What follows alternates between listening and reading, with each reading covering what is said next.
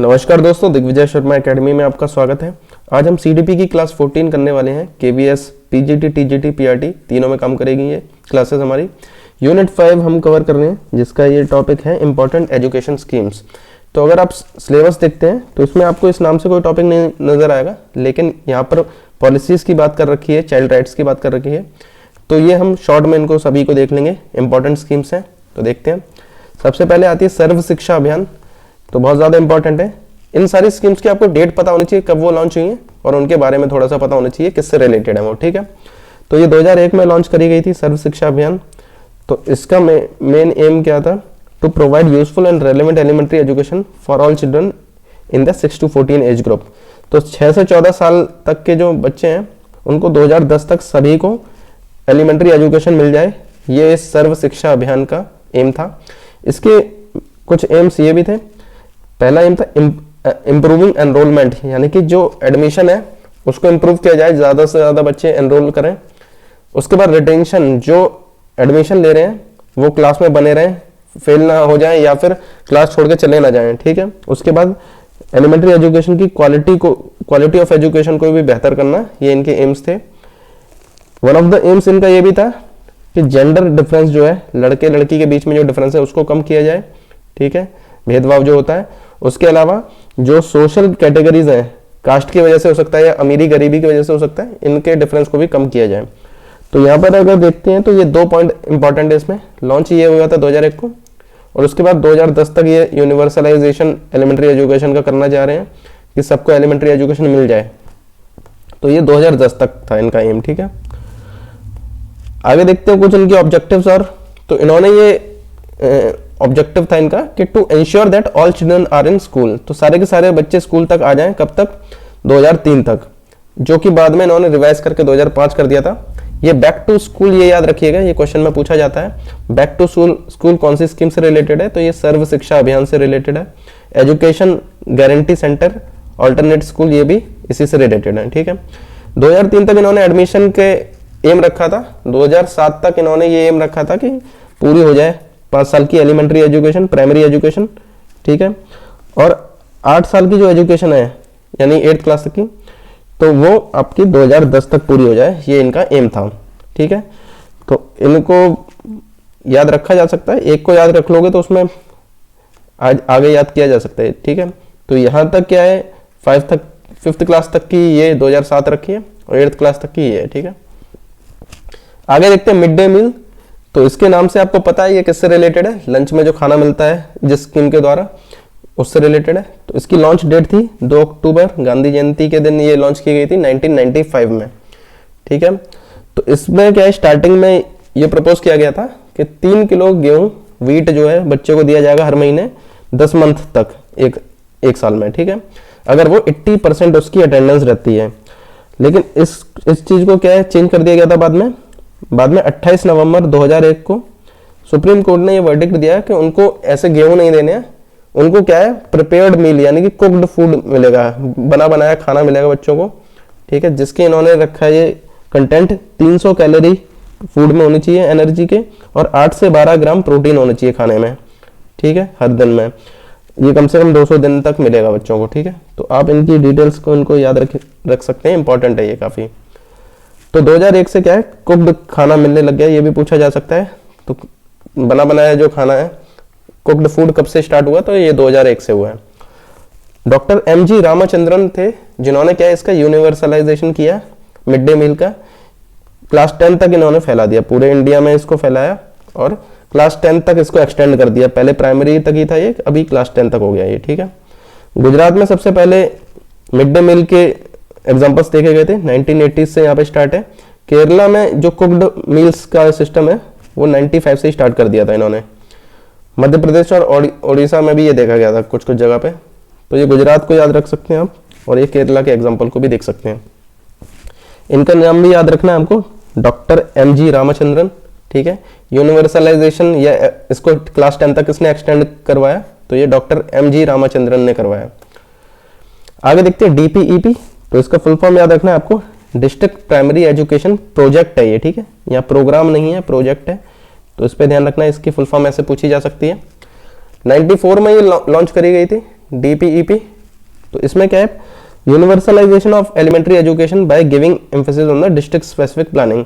तो यूनिवर्सलाइजेशन का मतलब होता है सबको एलिमेंट्री एजुकेशन मिल जाए, ठीक है। और इसका फुल फॉर्म देखेंगे तो ये डिस्ट्रिक्ट को ध्यान रखना है। तो इन्होंने ये कहा कि हर एक अपनी अपनी डिस्ट्रिक्ट में प्लानिंग वगैरह करे, उसको कंट्रोल करें, ठीक है। तो डिस्ट्रिक्ट लेवल पर जो इन्होंने ये स्कीम निकाली थी, ठीक है, अपनी अपनी डिस्ट्रिक्ट को आपको क्या कंट्रोल करना होगा। तो ये DPEP था, ईयर याद रखना है और ये फुल फॉर्म याद रखिए, इसी से सब कुछ काम बन जाएगा। इनके कुछ ऑब्जेक्टिव्स भी थे, 100% 6 से 14 साल के बच्चों को एजुकेशन मिल जाए, एनरोलमेंट 100% हो और ज़्यादा से ज़्यादा बच्चे अटेंड करें classes, minimum level of learning, कम से कम इतने लेवल की लर्निंग तो बच्चों को मिल ही जाए। कंट्रोल स्टैग्नेशन, स्टैग्नेशन मतलब होता है जब बच्चे एक ही क्लास में रह जाते हैं, आगे नहीं बढ़ पाते हैं, फेल हो जाते हैं। Decrease drop out, drop out होता है जब बच्चे स्कूल छोड़कर चले जाते हैं काम की वजह से या उनको पढ़ाई समझ नहीं आ रही होती उसकी वजह से, तो इसको डिक्रीज करना है, ड्रॉप आउट के रेट को डिक्रीज करना था, ये भी वन ऑफ द एम्स था इनका। कैपेसिटी बिल्डिंग ऑफ टीचर्स, तो टीचर्स की कैपेसिटी बढ़ाई जाए, उनकी क्वालिटी बढ़ाई जाए। सोसाइटी का मैक्सिमम पार्टिसिपेशन होना चाहिए इसमें। और डिसेंट्रलाइजेशन मतलब क्या है, छोटे छोटे हिस्सों में बांट दिया जाए काम को, जैसे कि पूरे इंडिया लेवल पे नहीं, इन्होंने डिस्ट्रिक्ट लेवल पे इस चीज को बांटा है, इसी को डिसेंट्रलाइजेशन कहते हैं, ठीक है। To increase the enrolment in school from every unit of society, तो सोसाइटी के हर यूनिट से बच्चे एडमिशन लें स्कूल में, वो अलग अलग कास्ट से हो सकते हैं, अलग अलग रिलीजन से हो सकते हैं, ठीक है। तो शेड्यूल कास्ट शेड्यूल ट्राइब पे इनका फोकस था इसमें। आगे देखते हैं राष्ट्रीय माध्यमिक शिक्षा अभियान, तो इसका अगर ये फुल फॉर्म भी पूछा जा सकता है RMSA से, तो अगर आप ये याद रखेंगे माध्यमिक, तो इससे इसके बारे में सब कुछ पता चल जाता है। माध्यमिक का मतलब ये होता है सेकेंडरी एजुकेशन, तो ये सेकेंडरी एजुकेशन से रिलेटेड था, ठीक है। मार्च 2009 में इसको लॉन्च किया गया था। इसका ऑब्जेक्टिव था to enhance the access to secondary education and to improve its quality. तो ये देखा जा रहा था प्राइमरी से सेकेंडरी में ग्रोथ नहीं हो रही थी, ज्यादातर लोग प्राइमरी एजुकेशन पे ही क्या है एजुकेशन तक पहुंचे हैं, ठीक है। उसके लिए इन्होंने क्या है, हर एक हैबिटेशन यानी कि रहने की जगह पे 5 किलोमीटर के आसपास एक सेकेंडरी स्कूल को बनवाया जाए, ठीक है, ये इन्होंने प्रपोज किया था। और 14 इनका मेन एम ये था 14 से 18 साल के जो बच्चे हैं उनको एजुकेशन सबको मिल जाए, सेकेंडरी एजुकेशन 2017 तक, ठीक है, मतलब वो एनरोल हो जाए 2017 तक और 2020 तक उनकी एजुकेशन खत्म हो जाए, ठीक है। तो यहाँ पे लिखा है प्रोवाइडिंग यूनिवर्सल एक्सेस यहाँ पे लिखा है, तो एक्सेस का मतलब क्या है, वो स्टार्ट हो जाएंगे पढ़ना और यहाँ अचीव कर लेंगे तो वो खत्म हो जाएगी एजुकेशन, ठीक है। तो 2017 यानी कि 12th 5 ईयर प्लान, तो इस 5 ईयर प्लान के अकॉर्डिंग भी पूछा जा सकता है कि इन्होंने कब तक का एम रखा था ये एक्सेस टू सेकेंडरी एजुकेशन। तो ये 2017 भी पूछा जा सकता है या ऐसा पूछा जा सकता है कौन सी 5 ईयर प्लान के एंड तक उन्होंने ये एम रखा था, तो ये 12th 5 ईयर प्लान के एंड तक रखा था। तो ऐसे भी क्वेश्चन पूछा जा सकता है। हर एक रहने की जगह के 5 किलोमीटर आसपास 5 किलोमीटर के रेडियस में एक सेकेंडरी स्कूल होना चाहिए, ठीक है। तो ये इन्होंने सजेस्ट किया था। आगे देखते हैं ऑपरेशन ब्लैक बोर्ड। तो ऑपरेशन ब्लैक बोर्ड 1987 में लॉन्च किया गया था। नेशनल एजुकेशन पॉलिसी जो 1986 की थी उसमें उसके जस्ट बाद ये लॉन्च कर दिया गया था। तो इसका मेन ऑब्जेक्टिव था कि कम से कम जो नेसेसिटी वाली चीज़ें हैं वो स्कूल में अवेलेबल होनी चाहिए, जैसे कि कम से कम ब्लैक बोर्ड हो, अच्छा इंफ्रास्ट्रक्चर हो, बिल्डिंग वगैरह, तो ये सब चीज़ें हर एक स्कूल में प्रोवाइड की जाए, ये इनका मेन एम था। ब्लैक बोर्ड से ऐसे याद रख सकते हैं आप, मेन इसकी ईयर याद रखिएगा, ठीक है। आगे ये दे रखा है 9th 5 ईयर प्लान में इसको एक्सटेंड किया गया था अपर प्राइमरी स्कूल में भी, ठीक है, तो याद रख सकते हैं अगर रखना चाहें तो। वैसे इसकी ये डेट जरूर याद रखिएगा 1987। महिला सामख्य प्रोग्राम, तो ये 1988 में लॉन्च किया गया था। महिला से आप समझ सकते हैं कि इसका मेन एम क्या था, वुमेन एजुकेशन और वुमेन एम्पावरमेंट था इसका मेन एम, स्पेशली जो रूरल एरियाज की जो वुमेन है उनका एम्पावरमेंट, ठीक है।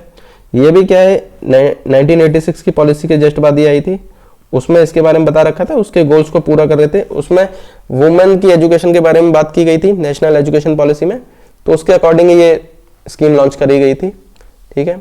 तो वुमेन एम्पावरमेंट स्पेशली जो मार्जिनलाइज्ड ग्रुप के जो वुमेन हैं, गरीब हो सकती हैं या शेड्यूल कास्ट शेड्यूल ट्राइब से बिलोंग कर सकते हैं, तो उनके एम्पावरमेंट के लिए यहाँ पर स्पेशली बात की गई थी, उन्हीं के लिए ये स्कीम थी, ठीक है। SPQEM, तो इसका फुल फॉर्म आपको याद रखना है, strengthening for providing quality education in madrasas. तो मदरसास जो होते हैं उनमें क्वालिटी एजुकेशन के लिए थी, फुल फॉर्म याद रखिएगा। और ये 2009 में लॉन्च किया गया था। बहुत ज़्यादा इंपॉर्टेंट नहीं है, लेकिन देख सकते हैं आप इसको भी। गर्ल्स हॉस्टल स्कीम, तो गर्ल्स हॉस्टल स्कीम 2008 में लॉन्च की गई थी और 2009 में इम्प्लीमेंट करी गई थी। तो ये लॉन्च वाला याद रखिएगा। इसमें क्या था, 100 बेडेड गर्ल्स हॉस्टल। तो ऐसा हॉस्टल जिसमें 100 बेड हैं, उनका गर्ल्स हॉस्टल ऐसे खोला जाए। कहाँ पे खोला जाए, ये 3479, इसको याद नहीं रखना है आपको। एजुकेशनल बैकवर्ड ब्लॉक्स, तो जैसे कि स्टेट डिस्ट्रिक्ट, उसके अंदर ब्लॉक्स होते हैं, ठीक है, उसके फिर विलेज आते हैं। तो ऐसे ही एजुकेशनल बैकवर्ड ब्लॉक्स जो भी होंगे, तो हर एक ब्लॉक में एक ऐसा गर्ल्स हॉस्टल बनेगा जिसमें 100 बेड होंगे गर्ल्स के, ठीक है। तो ये यहाँ पे प्रोविजन था गर्ल्स हॉस्टल का। 2008-9 इसकी ये डेट थी, ठीक है। कितने बेड हैं ये भी पूछा जा सकता है, तो ये 100 बेड्स होंगे उसमें। Inclusive education for disabled and at secondary education, तो ये 2009 में लॉन्च किया गया था।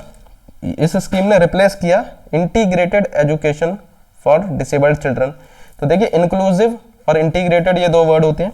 इंटीग्रेटेड का मतलब होता है जो भी डिसेबल्ड चिल्ड्रन होंगे उनको हम अपने स्कूल में इंक्लूड कर लेंगे, ठीक है। उनसे कह देंगे आप पढ़ सकते हैं यहाँ पर, ठीक है, उनके साथ भेदभाव नहीं होगा। लेकिन इंक्लूसिव एजुकेशन का मतलब होता है जब हम उनको सिर्फ ये परमिशन नहीं देते आने के लिए, या उनसे ये नहीं कहते कि आप आ सकते हैं, लेकिन हम उनके लिए व्यवस्था भी ऐसी बनाते हैं जिससे उनको कोई दिक्कत ना हो। जैसे कि अगर आप स्टेयरकेस की बात करें, तो अगर किसी को पैर में दिक्कत है तो उसकी व्हील चेयर ऐसे स्टेयरकेस पे नहीं चढ़ सकती है। उसके लिए हम क्या करेंगे, ऐसे स्लोप बना देंगे जिससे वो आराम से पहिए चढ़ सकते हैं उस पर। तो ये एक एग्जांपल हो गया। इसमें क्या किया हमने, उनको सिर्फ ये नहीं किया कि आप आ सकते हैं, हमने उनके लिए सुविधा भी बनाई जिससे कि आसानी हो। तो इसमें क्या है, असिस्टेंस भी उनको प्रोवाइड की जिससे कि क्या है, इंक्लूसिव एजुकेशन का एम पूरा हो सके, ठीक है। और ये क्या है, सेकेंडरी एजुकेशन के लेवल पे है। 2009-10 में सेकेंडरी लेवल यानी क्लास 9 से क्लास 12 तक ये लॉन्च किया गया था। Inclusive education for disabled at secondary education, ठीक है। तो यहाँ पर ये हमारी सारी इंपॉर्टेंट स्कीम्स खत्म होती हैं। ये मैंने याद करने के लिए बना दिया है टेबल। ऑपरेशन, ये ईयर याद कर सकते हैं आप, एक जगह लिख दिए। ऑपरेशन ब्लैकबोर्ड 1987, महिला समाख्य प्रोग्राम ये 1988।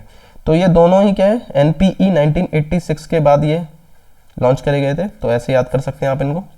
DPEP 94 में और उसके जस्ट बाद मिड डे मील 95 में। सर्व शिक्षा अभियान 2001 में और राष्ट्रीय माध्यमिक शिक्षा अभियान ये 2009 में, और ये वाला भी inclusive education at secondary level ये भी 2009 में है, ठीक है। तो ये एक जगह ऐसे याद कर सकते हैं आप। तो हमारा ये वीडियो यहीं ख़त्म होता है। अगर वीडियो आपको पसंद आया तो वीडियो को लाइक ज़रूर कर दीजिए। एंड तक देखा आपने तो आपका बहुत बहुत थैंक यू। अगर आप CDP की क्लासेस करना चाहते हैं KVS PRT के लिए या PGT TGT के लिए, ठीक है, तो आप ये प्लेलिस्ट चेकआउट कर सकते हैं, CDP फॉर KVS, ठीक है। इससे आपको ऑर्डर में आप देखने को मिलेंगे सारे के सारे वीडियोस। हमने यूनिट 1 खत्म कर रखी है और इसके बाद एक वीडियो और आने वाला है जिससे कि यूनिट 2 खत्म, ये यूनिट 5 हमारी खत्म हो जाएगी, ठीक है। उसके बाद हम इसके MCQs करने वाले हैं। पहली यूनिट के हमने 120 MCQs करे थे, इसके भी हम खूब सारे MCQs करने वाले हैं। चैनल से रिलेटेड अगर आपको PDF चाहिए तो दिग्विजय शर्मा एकेडमी के टेलीग्राम चैनल को ज्वाइन कर सकते हैं, वहाँ पर आपको इसकी PDF मिल जाएगी। अगर आप KVS की तैयारी कर रहे हैं तो दिग्विजय शर्मा एकेडमी को सब्सक्राइब कीजिए, क्योंकि ऐसे ही और वीडियोस बहुत आने वाले हैं। मिलते हैं अगले वीडियो में।